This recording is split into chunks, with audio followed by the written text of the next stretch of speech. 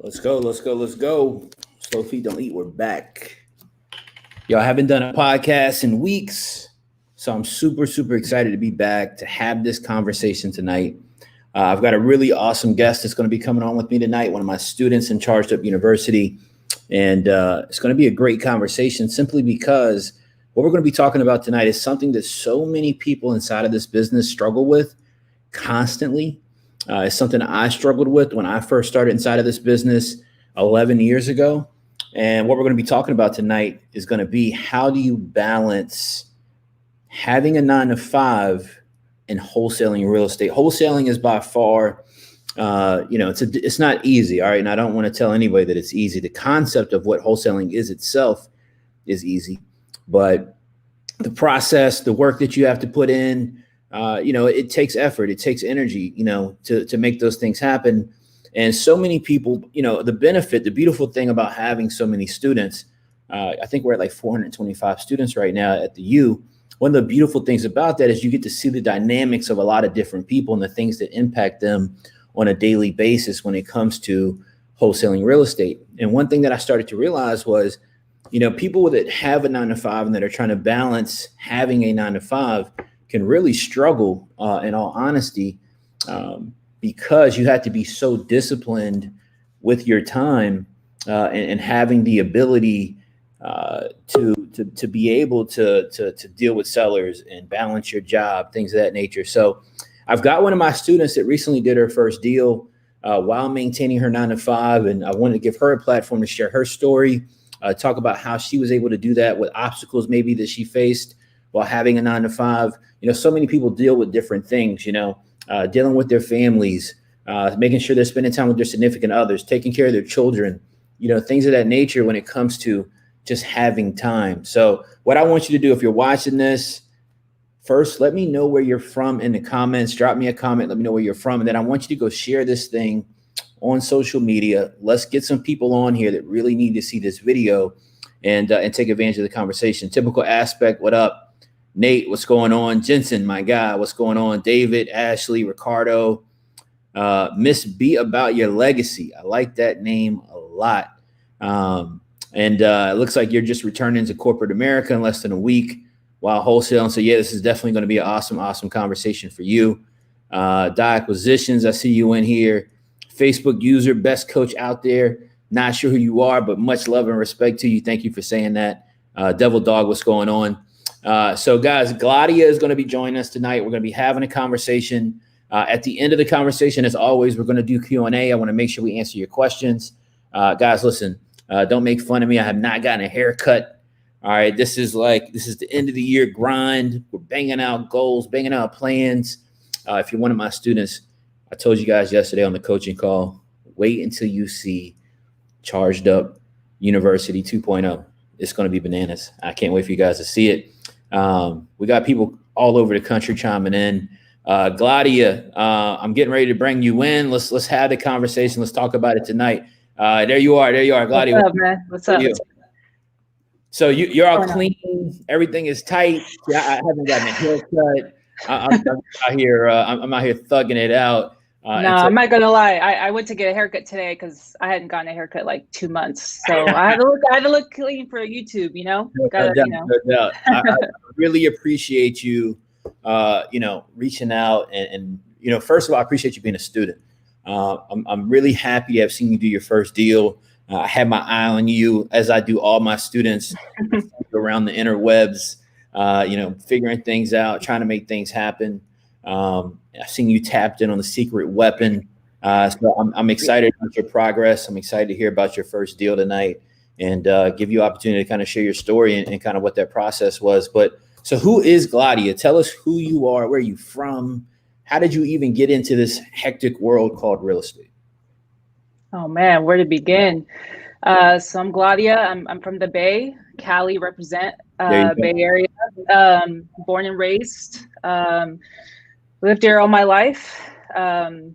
Honestly, been always interested in real estate. I just didn't really know how to get started. And I've kind of worked my way in like professionally, career-wise, to where I'm at now. But I knew there was always something missing. I'm always trying to build generational wealth, as everyone talks about.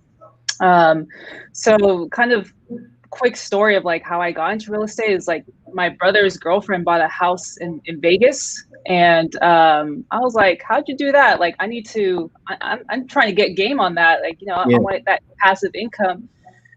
So she got me on Bigger Pockets podcast. And at the time I was living in Oakland because I was working out there. And, I have a dog. So I'd be walking like for hours and listening to podcasts. So I was like getting up on game, and I learned a little bit about wholesaling, but it seemed too good to be true. I was like, that must be illegal. Like, there's no way. So let me ask you about that. I like that you said that, actually. I think a lot of people think that when they hear wholesaling, they're like, wait, so you're saying I can find a house, right, and find somebody to buy that house and make 10, 15, 20, 30,000. Like, that's crazy. So you were in that phase of, is this even legit? Like, wait. Shout out to Bigger Pockets. I learned tremendously when I first started on Bigger Pockets. Phenomenal resource. So shout out to Bigger Pockets. So you're on Bigger Pockets. You're watching your boyfriend's girlfriend buy a house in Vegas, and I'm assuming they didn't live in Vegas. Were they like in Cali with you? Yeah, they live out in.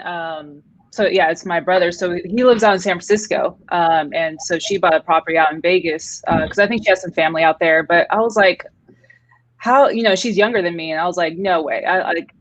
I need to do what she's doing, and I need to learn it fast. But obviously at that time it was around like February, so COVID hit, and so nobody knew what was going on. Like, what are we supposed to do? So I kind of was like, okay, I'll just listen to the podcast, see what's happening, learn as much as I can, and go from there. And then I eventually ended up moving to Sacramento, just because Oakland and Bay Area, like, prices are just ridiculous. I just like, I need to save some money.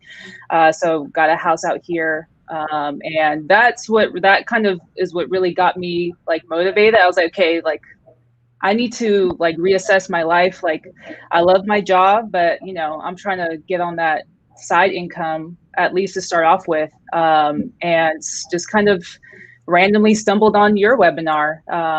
Was just super motivated, and was just looking for a sign.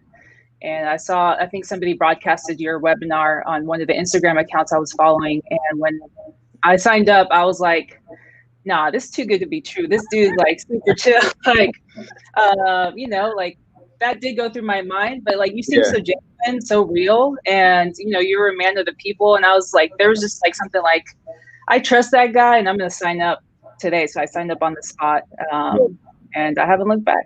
I love it. First of all, I appreciate that 110%. I am the chillest coach in the game.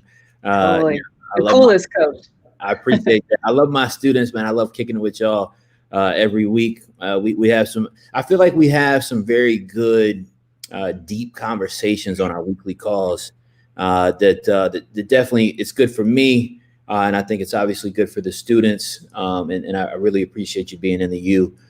So you see that you're looking at a random Instagram page. And for whatever reason, they're showing my face on this Instagram page. You hear about this webinar that I'm doing. You jump on the webinar. Like, you know what? I'm going to take a chance with this guy. You join Charged Up. Shout out to all the U family in the building. So you join the U. I love it. I love it. Shout out to the U. So you join the U. And you got a 9-to-5, right? And so is this like a 9-to-5 that you love? I don't know if anybody loves their 9-to-5, but is this like a 9-to-5 that's like you're doing what you wanted to be doing? Or is this like you're just grinding out at a job and you're looking for other options? Like, what? Because I think people fall in like two different scenarios with that. Yeah, for sure. And I've been at a crappy 9-to-5 for sure. And so this one it's a little unique because I love my 9-to-5 job. I think when people talk about balancing a 9-to-5 and wholesaling or a real estate business, it's usually a job they don't like, or it's like, I can't wait to get out. And they're just like one foot out the door. But it's a little unique because I love what I do. And the mission behind my company is like super amazing. We're all about helping the forgotten person, or my company, I'm a product manager for of kind of medium startup. And we have a fundraising software for nonprofits, for small nonprofits specifically. We make it affordable. And that kind of what gravitated me towards your course. And like, you make it so affordable and like you spit so much game. And so that's what resonated with me, because that's like the values I follow, like my mission and everything. So this is a job I really believe in, and such great people that I work with. So that's where, my conflict, where it's like, I can totally do this, but I'm not rushing out to, leave my family not anytime soon. Yeah. So respect for that. That's definitely one of my core values.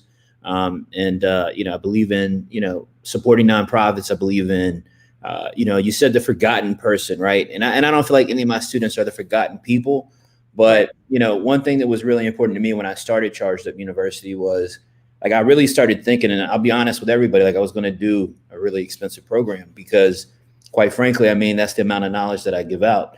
And, one of the things that I started really thinking about was, like, I need to build something that would work for me when I started.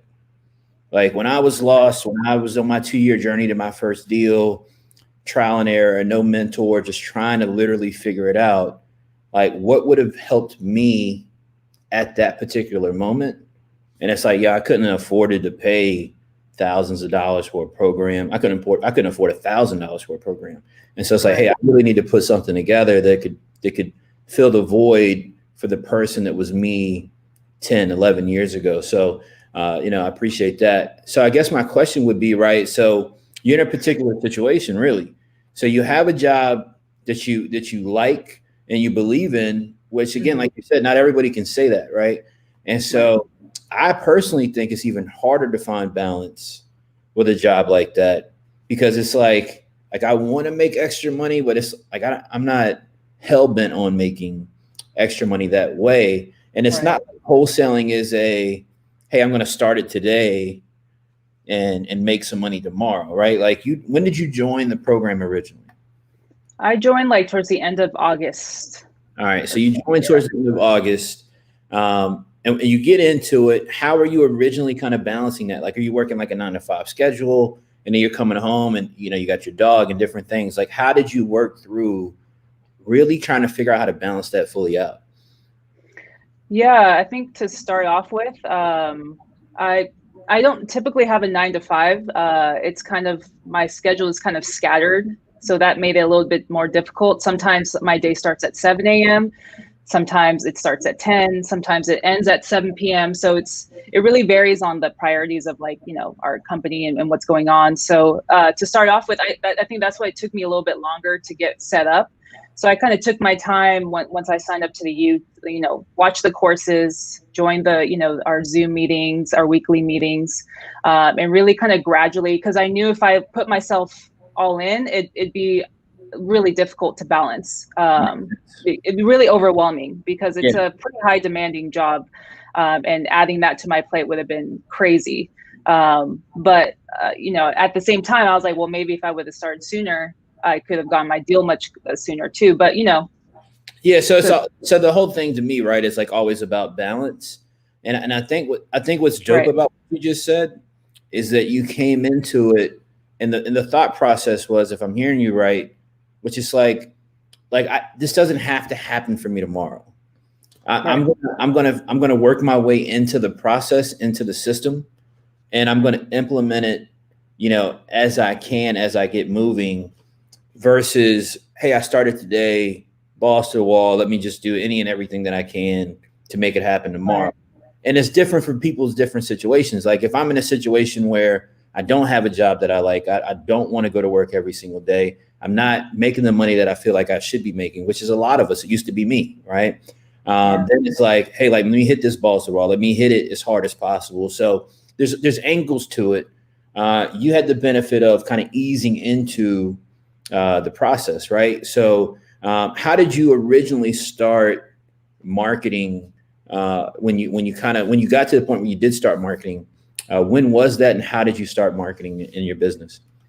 Yeah, so I think, you bring up a good point. I think part of it was like I wanted to ease my way, but the other part was like, imposter syndrome too. Like, I'm not a salesperson. Like, I was almost scared to like get in. So I don't want to just front and be like, yeah, it was my job kind of thing. It was honestly like, talk about that.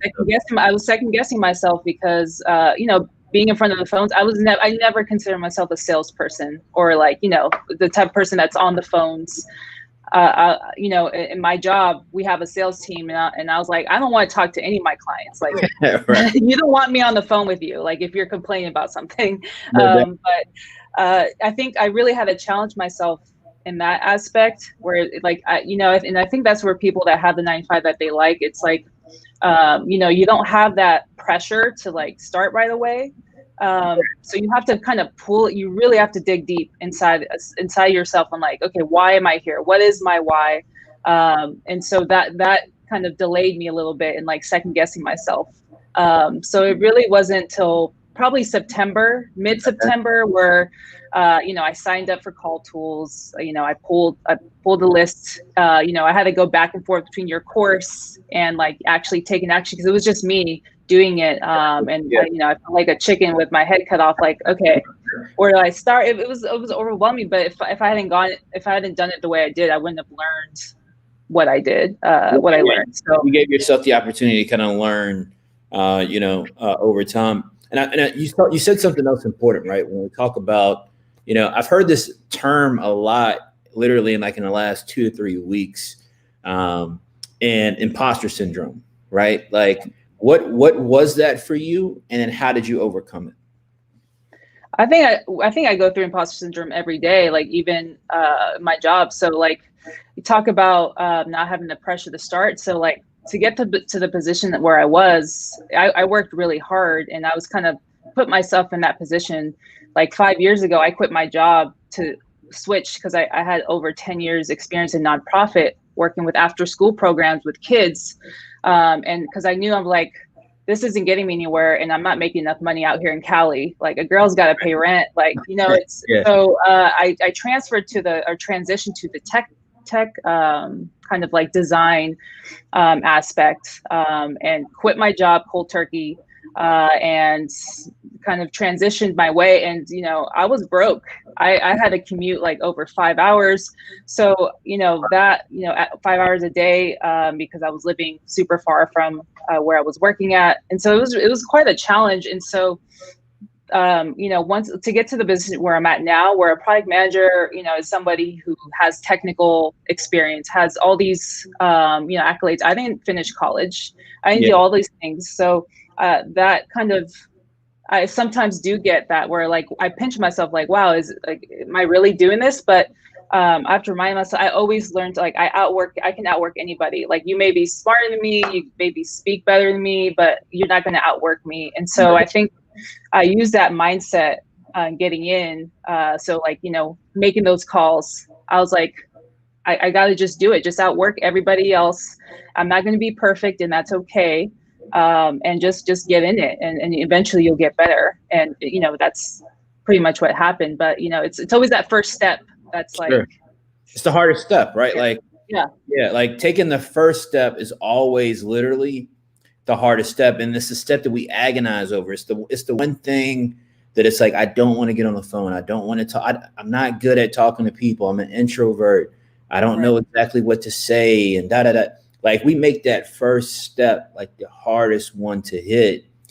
Once you were able to overcome that. So once you were able to overcome the imposter syndrome, or any self-doubt that you may have had, what was your next step? So like, you start marketing. What do you actually start doing inside of your business?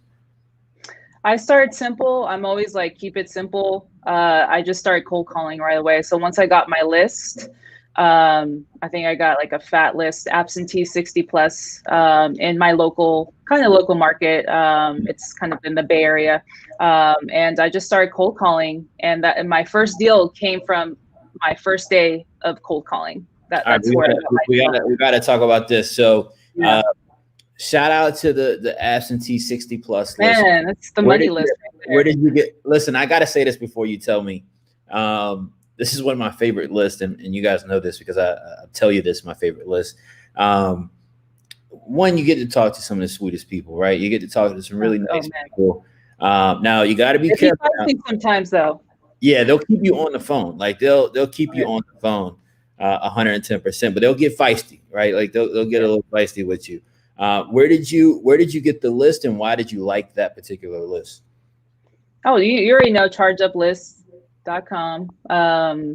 It's just you having the pre-stacked list is just so convenient. And I went for that. I don't know. It's just like, I really didn't know. I was like, okay, absentee or low equity. I was like, oh, absentee 60 plus, like, what can go wrong? Like, try it out. There wasn't any like specific decision around it. It just sounded good. Like, I'm just going to grab it. I'm with you. So you get the list, you start hitting that particular list, you're cold calling. And did you say the first day on the phone? So I got to back up. And maybe you didn't, but I want to know, how long did you agonize getting on the phone? If you did, if you didn't, I get it. But because a lot of, and we talk about this a lot in the U, because a lot of people are dealing with call reluctance or the fear of getting on the phone. Did you deal with any of that at all, or you just didn't have that?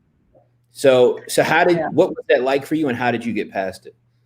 No, I'll see. Like when I signed up for call tools was like the first week of September, and then my first call was probably like end of September, like mid-September. So it gave probably like 2-3 weeks until I actually like got the courage to like get on that dialer and make those calls. Where did you find the courage? It was just you were you talking to yourself like, all right, like Gladia, like we got to do this. Yeah, pretty much. Like I was talking shit about myself. I'm like, come on, don't be a little, like just get on the phones. Like, the worst they can say is no, or hang up on you, or, it's whatever. So I just overcame it. And also I was like, I'm not about to spend on call tools or all these things, and I'm just sitting here on my ass. Like, I was like, I need to get it going. I'm not just going to spend money like that and not do anything with it. So that was a little financial, encouragement too. It adds, listen, the stuff adds up, right? It do. And at some point, you got to say, look, all right, look, I'm going to do something with this or I'm not, right? So you're on the phone your first day. You're using call tools. Shout out to call tools. Use the code charged up. You get a special rate. So you're on call tools. All right. You're rocking a dollar. You got your list skip trace. Where did you skip trace at? Because we talk about different skip sites. I use REI Skip, but there's some other good ones out there as well. Who did you use to skip trace your list to get your numbers? I used REI Skip.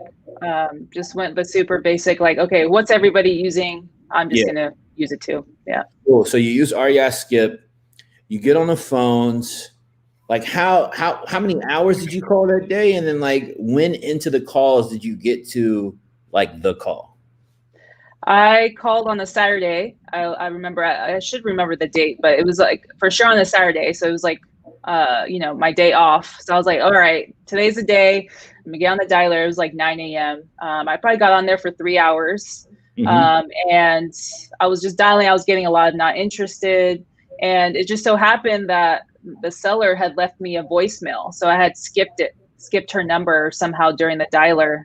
So I went back to my voicemails, saw that she had left me a voicemail, and she was having a conversation with herself in the voicemail. So I was like, okay, she must be good, man. I gotta call her back. So you, all right. So I like this a lot, actually. So, because we talk this conversation or sometimes in the U of voicemail, no voicemail. So she calls back in. You try to call on the dollar. She doesn't answer. So she calls back in, gets your voicemail that you've got set up in call tools. Can you tell us like what that voicemail is, or kind of idea of how it's structured? Because that could help somebody out. Yeah, for sure. So I kind of learned it, I think off of call tools, off their onboarding. And it was just a super basic voicemail like, hey, and by the way, I don't go by Gladia in my phone calls or in my calls. I go by Jennifer. She's my alter ego. Like, Jennifer sounds a lot nicer than Gladia. I mean, Gladia is cool, obviously, but like, it sounds smoother. So here's the deal, guys. Gladia is a perfectly great name. I like the name a lot. But we've got to have friendly names sometimes, and neutral names when we're calling, because we wanted to come across in a neutral way, right? Luckily, my name's Chris. When I'm texting, I'm Christine, because if you're texting, people like talking to a female much more than they like talking to a guy. So you got to sometimes be whoever you need to be to make things happen. So tell me, right? So you're in it, you're making the calls, you get the voicemail back. What are you thinking when you listen to the voicemail? She kept talking, and I was like, she must be interested for sure, because she was talking about like, yeah, I'm trying to sell my house. Call me back, and like she just was rambling on about something around the house, like it's as if somebody had answered. So she was talking. She's like, oh wait, no one's on the phone, and then just hung up. So you hear it, and you're like, all right, like I might be in the game right now. Yep. Were you nervous about making the call back? Like, what was that like? No, I for sure was, but she sounded so nice on the phone that I was like, okay, I'm just gonna call her. Worst case, I'll just leave her a voicemail, or call her back, just follow back. So yeah. So walk us through. You make the call back. What is that conversation like? And then kind of walk us through, I guess, like where does that go? Right. So once I called her back, she answered right away, and I kind of went through the script and like asking like, hey, this is Jennifer with blah, blah, blah. I'm interested in your property, just have a few questions. And she was so happy to talk. Like she just talked the whole time. And so I just kept my mouth shut and just let her talk. And she made it so comfortable where, I wasn't nervous on missing out on things. So, I was able to kind of compose myself and ask her the questions that I needed. So, she was trying to sell her condo. She was all the way in South Carolina. And had a property in Vacaville, which is about probably 45 minutes from Oakland or so. But it's a hot market there right now. Tons of buyers are buying. So it was I got that from the ListSource hack, zip code hack. So she was trying to sell the condo. Her tenant is of 10 years, was moving out, wanting to get their own place. So it was just a great opportunity. And so I really didn't know what I was doing or how I was going to go about it, but I kind of used the script to kind of follow me or guide me with that. And she, she was just super sweet. So I was able to kind of ask her any questions, but she was the kind that would ramble on, and I'd be like, okay, I have a question. She would just you got to reel her back in. So, really, yeah. So it sounds like it was likely like an easy rapport conversation, which isn't typical, but it's always awesome when you get that easy to talk to seller. Hint. You get a lot of these type of folks on the absentee 60 plus list, guys. All right. Chargeduplist.com. I'm telling you, absentee 60 plus is a missile. All right. So you're talking to the lady. She's receptive. You're having the conversation. One thing we talk about a lot is creating a price anchor in the first conversation, if it makes sense. But we're not always trying to make a deal always, unless the seller's really aggressive and ready to go. But we're not always looking to make a deal necessarily in our first phone call. We're looking to gather information. We're looking to kind of figure out what the seller's pain points are. When is their timeline to sell, property condition, and things of that nature. How did you process the call? Did you make an offer on the first call? Did you price anchor? Kind of how did that call go? I did not make an offer because the interesting thing is she was already speaking to someone else. So they were either a real estate agent or a wholesaler. And she was so sweet because she was like, yeah, he's in Sacramento too. And, he wants to come see the property, but he can't see it for another 2 weeks. And I was like, well, I can come see it, tomorrow, today, whatever. And she was like, no, I want to wait until, whatever his name was, till he comes and visits. And I was like, okay, well, this is interesting. I was like, if she's, loyal to him and I'm ready to, as a buyer, I'm ready to just buy it. Right. She's, maybe she built some good rapport, but I'm not going to leave her alone. I'm just going to, just keep in touch with her. So I didn't give her an offer because, she kind of threw me off when she mentioned that. And so I was like, okay, she's not really ready for that yet. Mm-hmm. So you don't give her the offer. So it sounds like you followed up with her. What was that follow-up process with that particular lead? I followed up with her like every 2 days, just checking in like, hey, I can still come over. Like, and I just kept like mentioning like, I'm ready to buy the property. it seems like, use your infamous words, like, I'm ready for a win-win situation. Yeah, for all of us. Absolutely. Those bars work, man. Those bars work. Ready to close whenever you're ready, kind of thing. And so she wasn't much in a rush either, because she was also kind of waiting on the tenant too, because they were closing escrow on their new property. So there was a lot of factors happening at the same time. So all I did was just call and check in on her and like see how she was doing. And, I think she really appreciated that. And I think that's what, me not leaving her alone is what really kind of got me over the hump. But so I did that for about 2 weeks until I finally went to go to the property and check it out. I love this. So you established great rapport over 2 weeks. Guys, I'll be quite honest. Gladia is dropping a lot of gems right now. I'm not pointing them all out because there's so many, but you guys really need to be watching this and paying attention to what she's saying, because she's giving some real game right now. So you're following up every 2 days. I love that. You're following up every 2 days and you're touching base like we talk about. We're not calling to do the deal, right? We're calling to touch base, see how the person's doing, further establish that rapport, further establish that relationship. So you start doing that. And then you get to the 2 week point that she was holding out for, and now she's receptive. She wants you to come take a look at the property. What was the property walkthrough like? And then walk us from the property walkthrough to how you were able to get her under contract and things of that nature. Yeah. So, as my first kind of like property walkthrough, I didn't really know what to expect. I like dressed up kind of nice. I'm like, I don't know what the investor is supposed to look like. But I'll put on like, a nice shirt, some nice jeans, got my clipboard, drove out like, an hour out from where I'm at. And I actually brought my wife with me, and she was kind of like my partner, and It was just the two of us. I was like, she's like, you're not going out there alone. Like, who knows what kind of creeps are living there. So, I showed up, and I'm still Jennifer. Like I really helped. So once we get to the end, I was literally Jennifer. So it was really weird. I was like, I look like a Jennifer, I guess. I can roll with it. So, I came up with my clipboard, and he was like, Jennifer, right? I was like, yeah, I'm here to check out the property. And he was really sweet and showed us the condo, and I took some pictures. I built great rapport with the tenant as well, got his number. And it seemed like him and the seller were they had a really great relationship. Obviously, he'd been a tenant there 10 years. Yeah.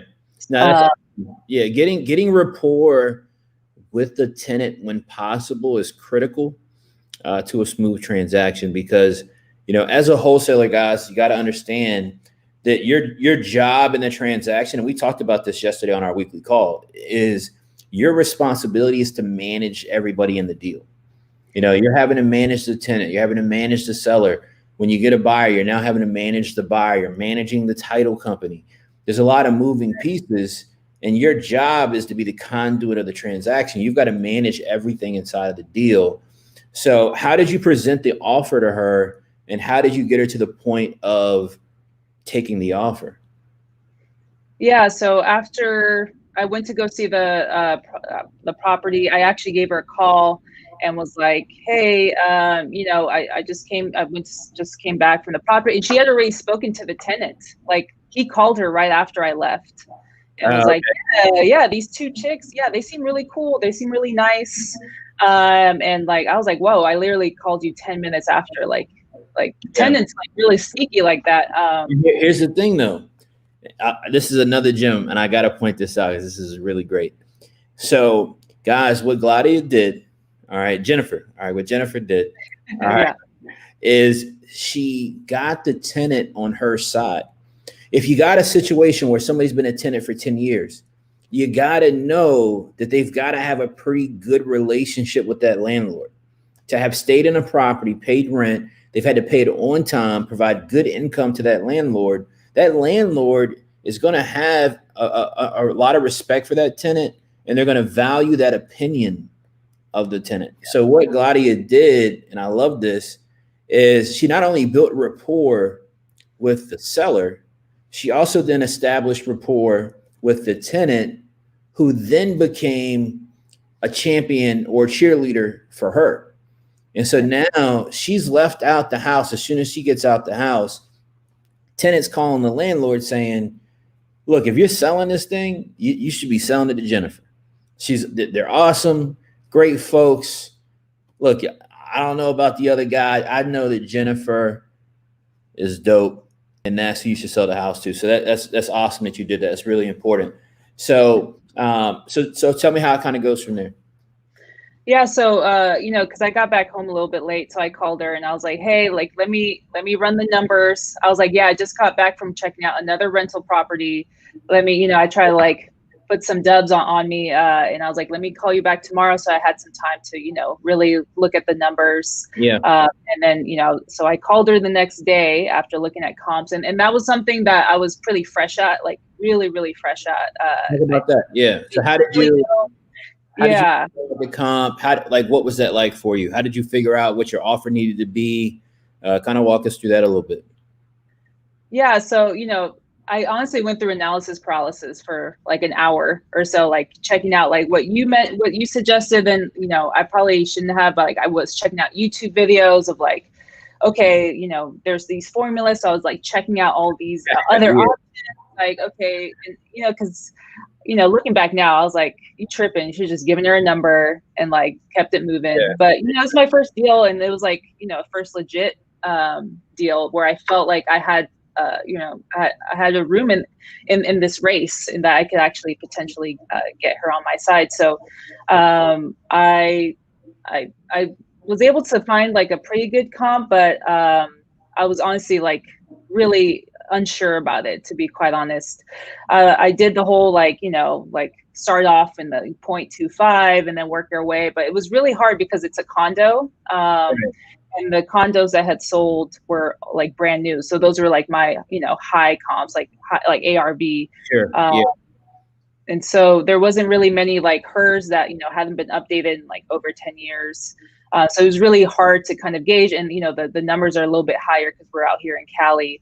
Sure. So, yeah. You know, I was a little overwhelmed, to be quite honest, but I just kind of picked it up and just you worked forward. And you said something really important just now. You said you picked the number, and you know how we get into you. We got a lot of comp conversations going on all the time, right? We've literally got a chat, and I don't know if you're in that chat or not, but we literally got a chat dedicated just to talking about comps on different properties and how to look at it.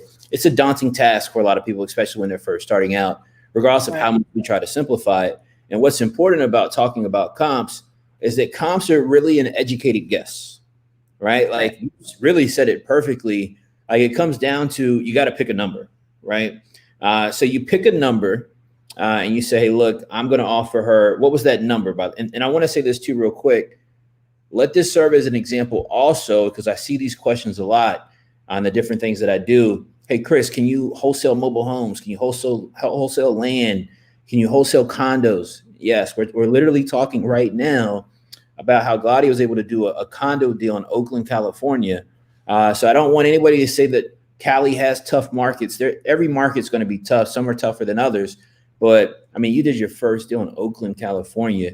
Shout out to the Yay area. I mean, you gotta be a beast to do a deal out there for sure. So, so you're at this point. You pick a number.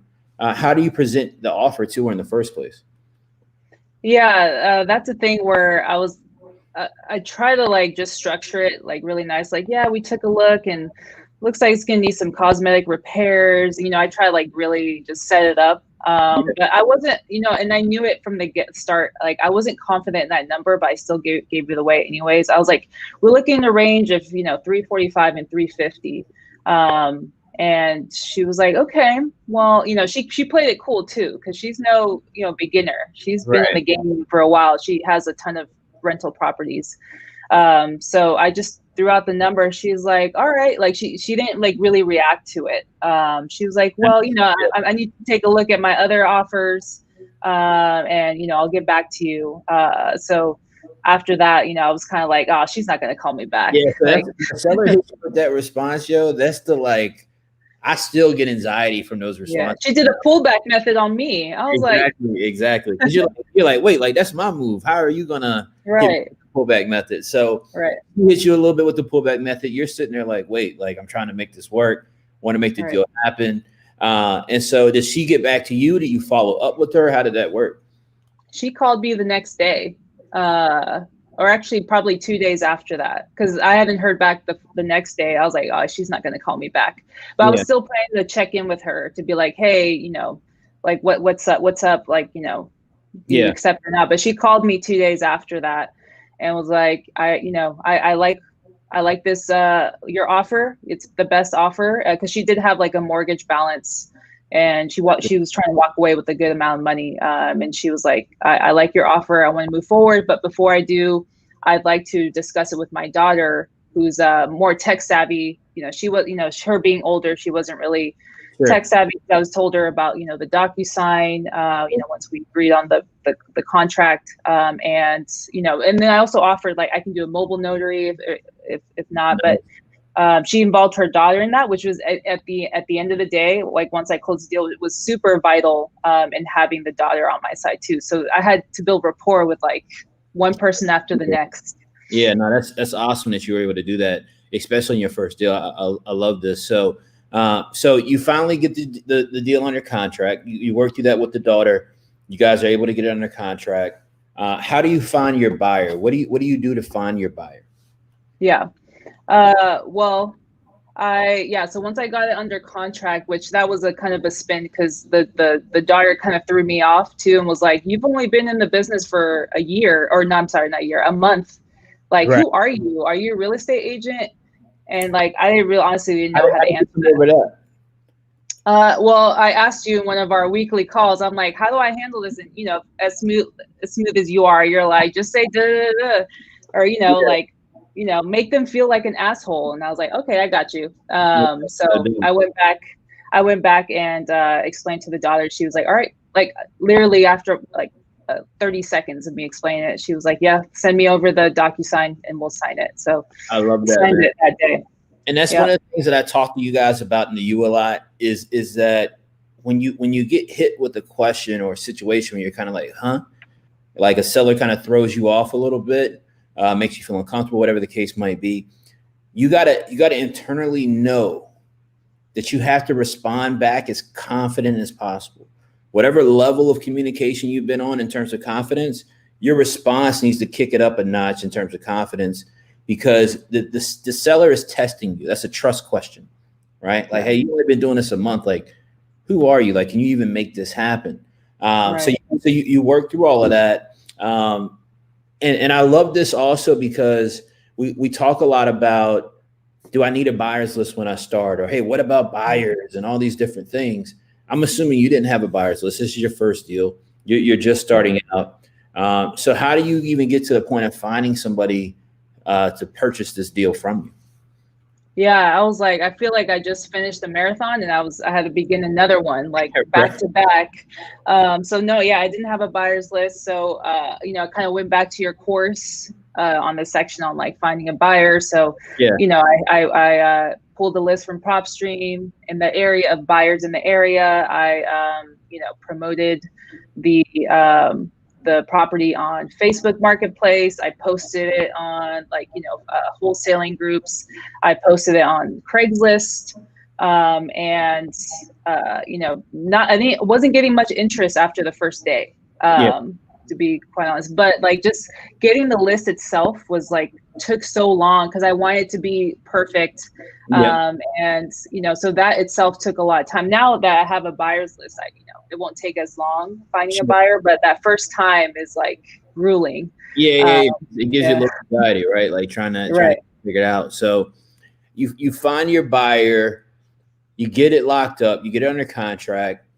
I guess the big question is, how are you balancing doing all this and making all this happen with the 9 to 5 with a floating schedule?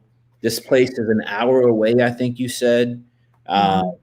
You know, you're having to deal with different phone calls, different, you know, the daughter, the seller, the tenant. How are you balancing this and maintaining performance at your job at the same time? Yeah, so one thing I read that really resonated with me was like, there's 5 things in life and you can really only balance 3 of them. And so one of them was family, friends, work, sleep, and fitness. You can only really balance 3 out of those. That's deep. And so that really resonated with me, because I think in the beginning I was trying to balance all 5, or, as much as I could, like thinking I can do it, like super arrogant, like, oh, I got this. Right. And I realized that, it's just impossible to do that. So I started kind of balancing those things out. So like, one day will be, sleep always is priority to me. Like I need sleep to function.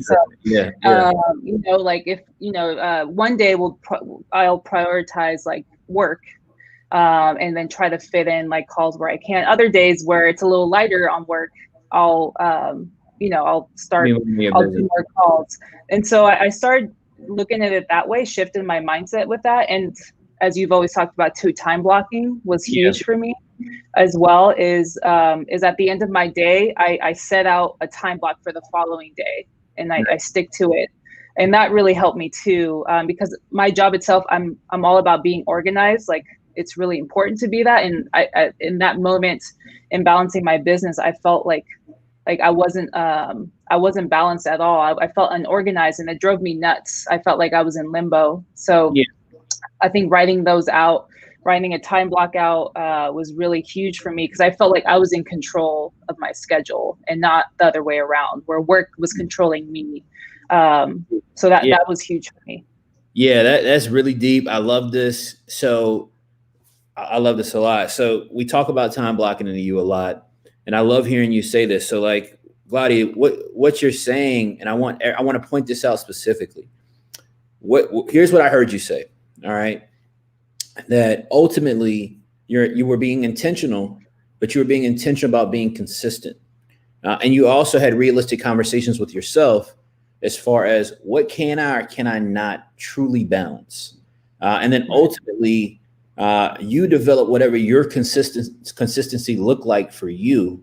And the most critical part about what I heard you say, and I absolutely love this, is at the end of each day, you sat with yourself and then planned out what you were going to be doing the next day. Like, all right, so, today is Tuesday evening. Tomorrow is Wednesday. I've got, relationship stuff. I've got family, like kids stuff. I've got my real job, right? I've got a wholesale business. I got to make calls. I got to try to figure out comps. I've got to, talk to tenants and drive an hour and all these different things. So it's Tuesday and you're saying, all right, well, tomorrow I've got X amount of hours, and then this is what I'm going to do tomorrow. And then you're holding yourself accountable to that schedule when you get into that day, right? Guys, that's a huge takeaway. Everybody should be implementing that 110%. Thank you for sharing that. So you find balance, all right? And then, you finally get this thing closed, all right? And I know we're skipping around a little bit, but the reason I'm doing that is because it's not so much the deal that's important and how you did the deal. What's most important about this conversation is how you balanced it all, and how you were intentional and consistent in your actions. And that, we've had people come into the U, done their, they got their first contract their first week, and, 30,000 their first month, and all sorts of crazy numbers are going on in there. And that can probably be overwhelming to see sometimes for some people, I'm sure. Yeah. And so you were able to say, hey, look, like, I got to be real with me. This is what I'm capable of. This is what I'm able to do. Let me build and put a schedule together, truly, based on that. And so I really appreciate you sharing that. I think that's really great information. So you finally get this thing closed. Gladia, at the end of the day, how much did you make? I made 6,000. 6,000. I'll be honest, Gladia, I could use 6,000 right now. I can use it again. No, that's awesome. Congratulations. Big salute to you on your first deal. I absolutely love this. So you do your first deal, you make 6 bands, all right, in the middle of a pandemic at the U. And on my side, we call it a bandemic, all right, because we ain't been doing nothing but get money this year. So in the middle of a pandemic, you get 6,000 on the side while working at your job. How does it feel when you get the check in your hand? Man, I felt like $1 million. I was like, I literally texted, I think it was David Lashley in our group. I was like, bro, I can get used to this. I'm ready to call right now. Like I can use 10 other checks right now. So it's definitely like motivation, but like, it was like the physical, like literally holding the check was like, wow, like I did this shit. Like, no doubt. Like, Salute. Salute. I love it. So you get the check, you're like, yo, like, damn, like I actually pulled this shit off. Like, yeah, I really legit did this. And see, that goes back to what we talked about earlier, right? Like the first step is the most agonizing step. Like it's the hardest step. So you cross that first step, you do your first deal. Because I want to get into some Q&A. I want guys, go ahead and drop some questions in the chat box. Questions you have for Gladia, questions you have on real estate, questions that you have on how to balance a 9 to 5 and what her experience has been like and how to do that. There's people watching this or going to watch this that are struggling balancing their own 9 to 5. They're trying to figure out, how do I make time for this business? How do I become effective in this business? A lot of people are in your shoes also in the fact that they have a comfortable job. They do have a job that they like or they enjoy doing. And so for some people, it's even more difficult to get that over that first step because you got to self-motivate at the same time. So guys, if you have questions, definitely drop them because we'll definitely get to those 110%. So you close the first deal. Kind of tell us, I guess, where are you at with your business now? And what is your focus kind of going into 2021 as you kind of continue to grow this business that you've put together? Yeah, so I started becoming more strategic. I didn't want it to be like kind of a one-hit wonder where I get it and I don't get a deal in like 6 months. No That's like my challenge where it's like, but I kind of was real with myself. Like, okay, where are some weaknesses in our business? And one of them, I mean, with a 9 to 5, like one of them is going to be consistency, right? I won't be able to consistently make calls, or get on the phones as much as I want to. And weekends, I try to do as much as I can. Although the secret weapon has been huge for me. No doubt. Yeah, shout out to the secret weapon, man. Shout out secret weapon. If you're a youth student, you know the vibes. All right, you know the vibes. Yeah, man. The U is about to go so crazy with the secret weapon. A lot of people made a lot of money already, just in I think 3 months, 2 months. So shout out to the tool. If you don't know what it is, watch the first video after the welcome video in the course. All right.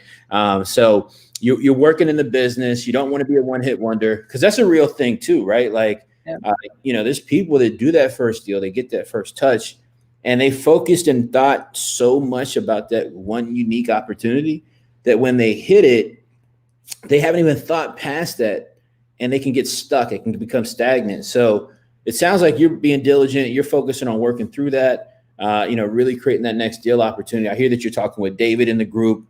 Shout out to David Lashley, man. He's valuable member. My man, my boy right there. Yeah, that's a good brother right there, man. He's tapped in with a lot of you guys and supporting everybody and helping people out. So shout out to David if he sees this. We got to give him his flowers for sure. And so let's look at some questions. I want to answer some questions. I see a couple of good questions coming in. One question was, how did the closing go? Like, was this an easy closing? What did you have some bumps and bruises along the way to get this thing to the closing table? What was that like? Yeah, it was quite a circus leading up to closing, but the closing itself was super smooth. So there was a little mix up with the tenant because they'd been, on a lease, or he'd been renting it for 10 years. They've never had a lease. And the buyer I found wanted to do a holdback to guarantee that the property was going to be vacant. So they were like, we're going to hold back $20K from her proceedings if it's, if it's not empty and vacant by this date.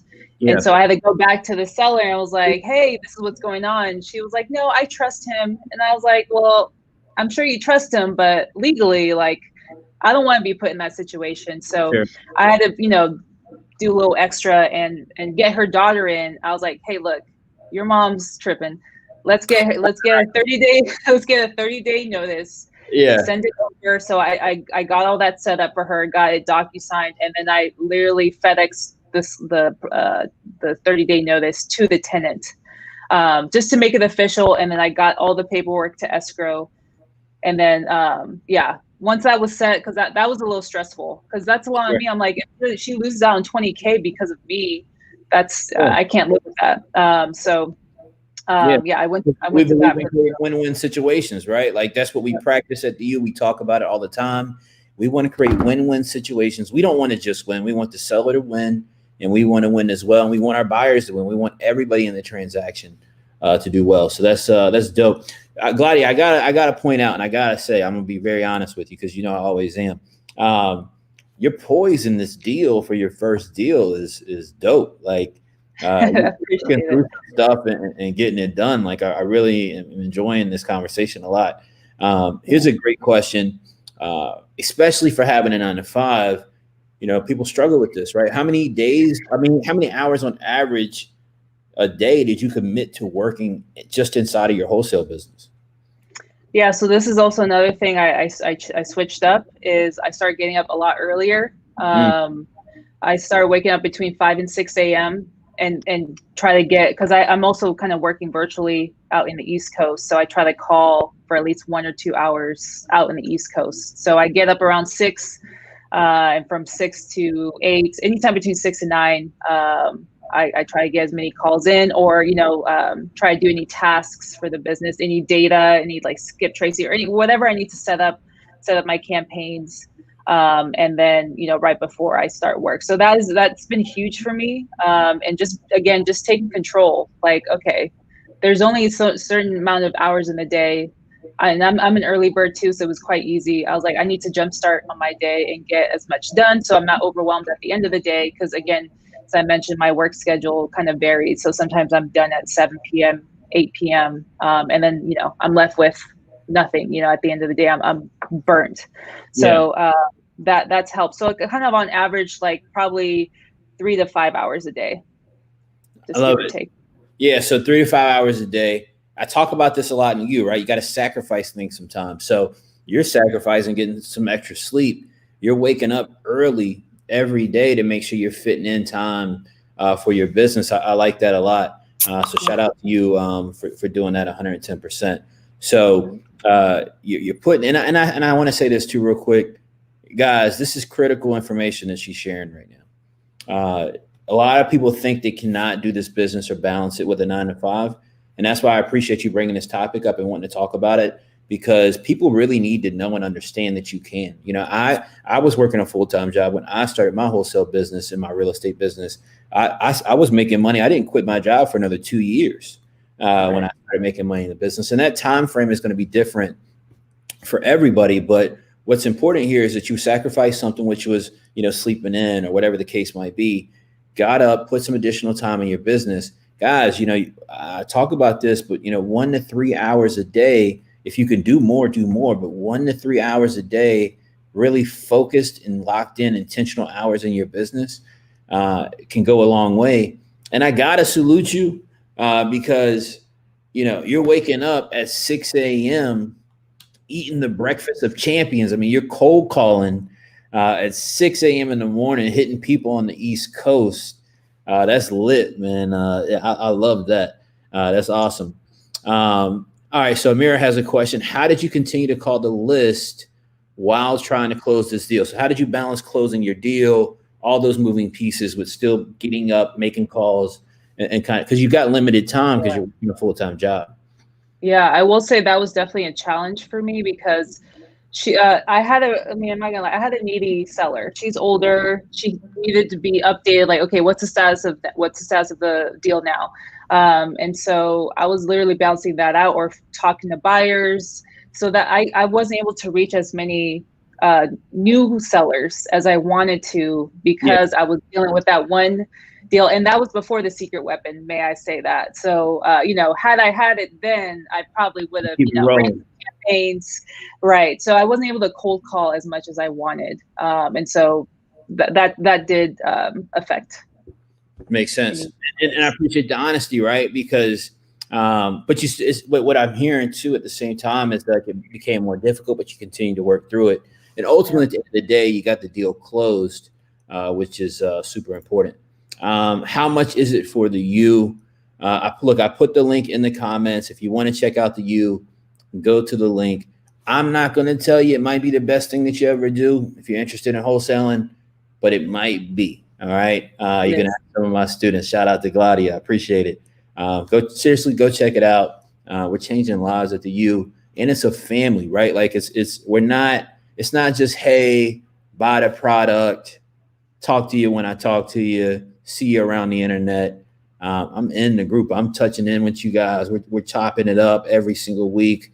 We've got cold call replays I keep calling it replays. Cold call role plays going down on Saturdays for people to tighten up their cold calling skills. Shout out to Ashley, Book Club, Da, Sarge. Big love to everybody in the U that's leading. It's a family in the U. Plain simple.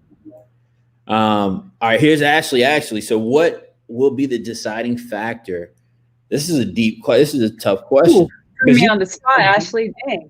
I know. And shout out to anybody who works with Gladia that sees this. Much love to you guys. Right. Sometimes a girl needs new shoes. All right. So you got a job that you like. All right. You said earlier in the conversation you're working with some phenomenally great people. And I know if you guys are supporting and providing help and infrastructure for nonprofits, you guys are doing dope, important, much needed work. How do you answer this question?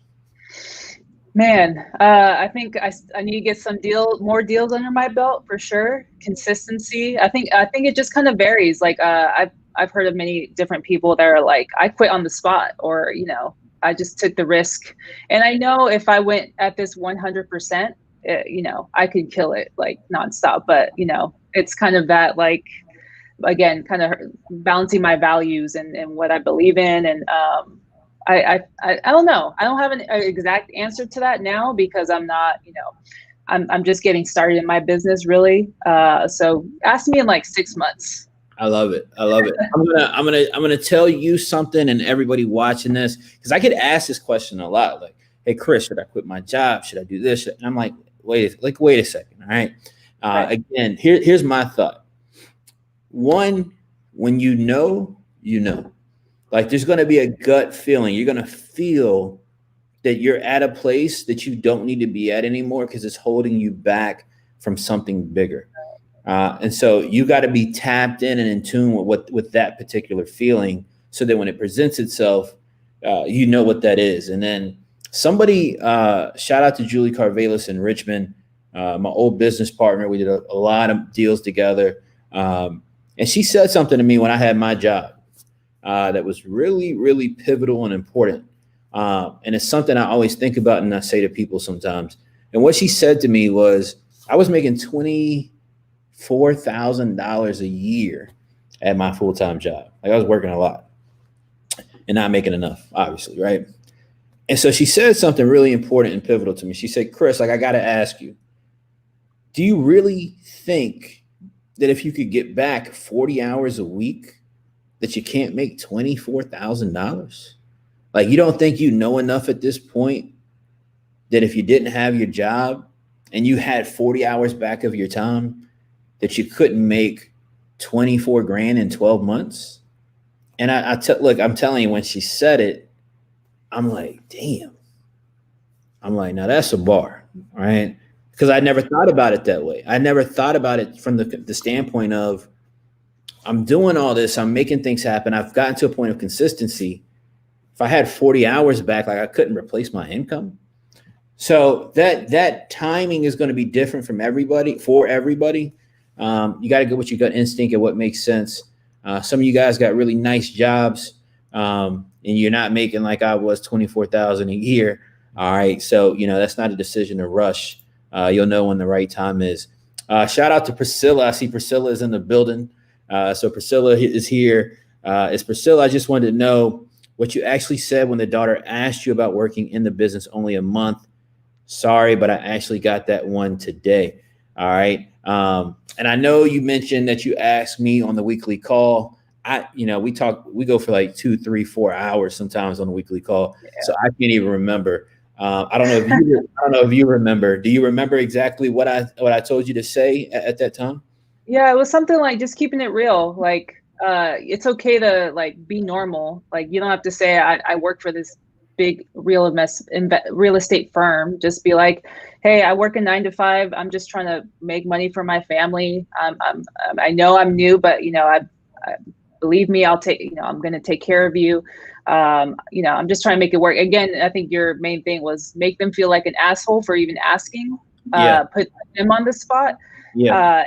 And I've learned that I've been able to relate with more people just saying like, I'm just, we're a super small family owned business, just one or two of us.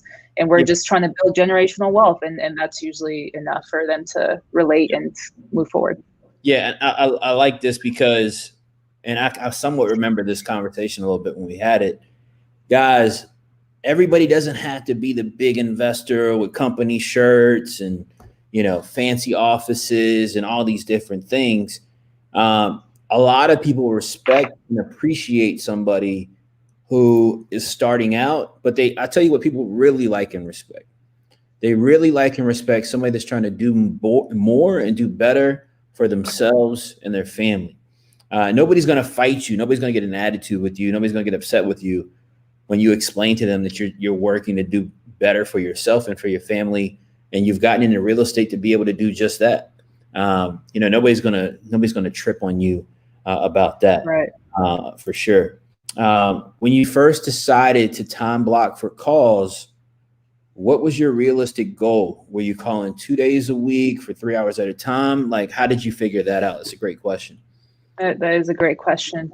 I don't try to overdo it. I try to start off small and like small realistic goals. So I was like, okay, do at least an hour or two a day, and then like work away, or half an hour to an hour a day. I really started in small increments, and then once I got in the groove, and again, waking up early made a huge difference, because once I'm in the mix, like during the middle of the day and I'm working as well, it's really hard because sometimes people will ping me like, hey, something's going on with work, and I have to jump on it. And so I'm not in a flow, like in these calls. Locked in. Yeah. So that was a challenge for sure. And so I solved that by getting up earlier. And so I was able to get more calls in the morning that way. Dope. I love it. So similar question. Shout out to my guy, Jeff Trimble, another U student, man. This guy's bossing up, man. He might own all of Little Rock, all said and done. So Jeff is saying, how many hours a day, week do you dedicate to your business? Let's just say now, right? You mentioned kind of at that time, where are you at as far as how much time are you putting on a day towards your business? Yeah, so I try to time block again in the mornings. So I'm either cold calling or working on my business, so like marketing or pulling lists, kind of expanding. I'm trying to expand on social media, really utilizing that to network with other. Clubhouse, which is another secret weapon that's like freaking huge. Just trying to get as much game.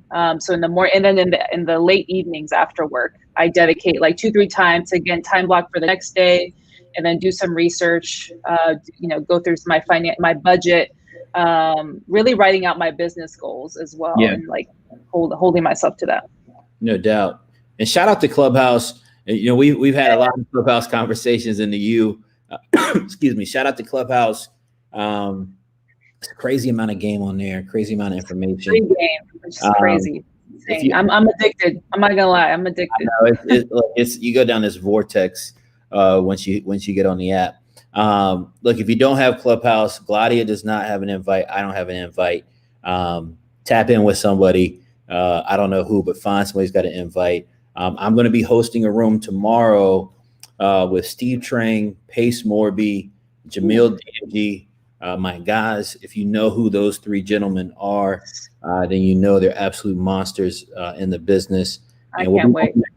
It's going to be dope. We're going to be on there tomorrow at 3 p.m. Eastern, and we're going to be talking a lot of great stuff. So if you can tap in, follow me on Clubhouse at Chris Jefferson, and definitely pull up for the conversation. So you're getting a lot of love in the comments, and I always love to see this. Appreciate you guys. Yeah, man. The family shows up heavy. Everywhere we go, we show up strong. Good question right here. Really great question. How do you fight through? Because we all have them, and this is good because sometimes I think people look at me or other people who have had success in the business, you doing your first deal, and they think we don't deal with the same things that they deal with, right? Even though I might be in a different place than some people, I'm still dealing with the same things, the same struggles on a daily basis that you guys are dealing with working your first deal. I definitely have unmotivated days. How do you fight through unmotivated days, especially after having a draining, day at your 9 to 5? I mean, I'm sure you're dealing with you're a project manager at the end of the day, so you're dealing with problems, I'm sure, and seeking solutions and balancing a lot of different things. How do you fight it? Like, how do you fight through those unmotivated days? Yeah, that's really good because I go through it and I'm not perfect. There's days where I'm like, I throw my hat. I'm like, I can't mentally be there, and I think that's okay to be real with you and be like, it's okay to step back. Now, if you're doing it like for a whole week and it's just going to spiral into it, so I make sure to like just get back into it the next day if that's the case. But I've just learned to kind of again just ease into it. If I'm feeling overwhelmed, go take a walk. I go work out. And then I get back into it if I need to for at least an hour. I'm like, okay, I'm going to bang this out for the next hour, and I'm going to be super focused. And that usually at the end of that, I'm like, oh, I feel so much better than if I had just like walked away. And so you tapped into a way for yourself to kind of recalibrate, right? Like, hey, I need to take a walk. Hey, I need to blow off some steam real quick. I need to go work out. Whatever that is. Right. It's okay to take a break. You don't got to start cold calling and call 2, 3, 4, 5 hours straight. You got to be in tune with yourself. You got to calibrate yourself sometimes, and you got to know when, hey, I just need to go take a walk. I need to take a quick 15-minute power nap, like whatever it is, tap into it, and it'll definitely impact you and how you do your business. You got Alex Martinez has been showing you crazy love. Man, we working on JVing some deals. He actually found me on TikTok. I did the TikTok video, like my first deal. He emailed me and I was like, let's work. And I got him into the U. So shout out to Alex. Yeah, shout out to Alex, man. Welcome to the U. Definitely appreciate you being in the U 110%. And Gladia, you know this because I talk about this on some of the coaching calls that we do. Guys, you got to be online talking about what you're doing. Gladia just shared how she was able to make a video on TikTok. I'm still trying to figure out what's going on TikTok. It's hard. You can do it. You can do it. We'll see what happens, right? So you get on TikTok. You're making a video about your first deal, just talking about your experience, what you're doing. You link up with Alex Martinez. So shout out to Alex because, again, he's showing you a ton of love. I see here in the comments. So big salute to him as well. And you've been able, from what I can see in the comments, you've been able to motivate, inspire, and mentor him from where you're at. And I heard something like over the weekend. I think I was listening to like a podcast. I can't remember what it was. It was some sort of business podcast. It probably was a Clubhouse, actually, now that I think about it. And somebody said something that I thought was important. And what they said was, a lot of people think to motivate, help, and inspire somebody, they have to be at some big elevated place. Right. And the reality of it is that by doing your first deal, like that is an accomplishment. That's something that a lot of people have not been able to do. And there were steps. We talked about it, right? Like you had to get over that agonizing first step to accomplish that first deal. Now, nobody's saying that there isn't 100 more steps, but you've already gotten over the hardest one. You can certainly talk about what you're doing and motivate and inspire somebody else that's just one step behind you, but a really big step. And so sometimes we have to not look at it as, well, that person's not qualified to mentor somebody or help somebody or motivate and inspire somebody because they haven't done all 100 steps. It's like, nah, like they did the biggest one, like they did the first one, like that's the hardest one in the whole thing. So shout out to you for taking initiative, getting online, talking about your business. I see you tagging me and stuff all the time. I appreciate that sincerely and the support. But now you've been able to interact with Alex from a TikTok video. You guys have now formed a relationship. He's now into you, so he's getting the help and support that he needs on the other 99 steps, but you're helping him with the biggest one, which is doing that first deal. And that all started from him literally just seeing you do it. So much respect to you, and much respect to Alex for recognizing that, seeing that in that video, and then feeling inspired and encouraged to reach out to you and create this relationship that you guys now have. Because there's literally no telling. You guys are already working on JVs. There's no telling what type of business, what type of money you guys may make together in the future. But that one thing that you did for him in that one video and responding, like you completely changed the dynamic of his life. Like there's no telling where he goes from here. So I got a lot of respect for that. And I definitely love to see things like that 110%. I'm going to let you close us out before I, real quickly get us out of here. What do you want to leave the people with? Like what thought, what game do you feel like you want to leave the people with before we jump out of here? Wow. I think honestly, just it can seem really overwhelming, like starting out, especially if you have a 9-to-5, like, kind of scared, like, you don't have to quit your job. I'm still, successfully doing that, but you have to be real with yourself and, set realistic goals. You don't have to do just because someone else got 3 deals their first week, or, doesn't mean, you have to follow that. You are you, be you, stay you. That's what's going to keep you aligned and successful moving forward. I think just believe in yourself. It's the mindset overall. If you're not halfway in it, you're going to have a hard time. And obviously building a support system, I think the U is just great for that in general. I've been able to connect with so many people that way. And I think anytime being able to ask for help or any questions, you being able to have access to you is just is so gratifying. And I feel super lucky. And yeah, if I can do it, anybody can do it. Let's go. 2021. Let's do it. I love it, man. Thank you. I think this is one of the best conversations I've been able to have for the simple fact that I know that it's something that a lot of people are struggling with trying to figure out. A lot of people are struggling with the thought process of, I've got this 9-to-5, at the end of the day, like all this stuff I'm seeing on YouTube, all this stuff I'm seeing in Facebook groups and all these different things is cool. But like, I don't know if it's for me because I've got this demanding job, or I've got to do this, I've got to do that. A lot of what we've talked about tonight is finding balance, being consistent, taking intentional action, time blocking is so critical, just figuring out. I think that's one of like the first videos in the course, right? Like, just talking about time blocking and, the fact that you're setting your day up, you're ending your day and saying, okay, what do I need to do tomorrow to help myself, help my business? So I appreciate you. I salute you. Thank you a lot for being in the U. Thanks for being a leader and sharing and telling people your story. You got me motivated. I need to get out of the office. You got me ready to work the rest of the night. Let's go. So I love it. Shout out to all the U family. If you're in the U, you already know what it is. We get ready to turn up 2021. And listen, I got to tell y'all, man, like I'm telling you, man, like the Charged Up University 2.0, I've been working so hard on it. It's completely bananas. You guys are going to go insane when you get your hands on this thing. So I can't wait to get it ready and release for you guys. But salute to everybody being on here.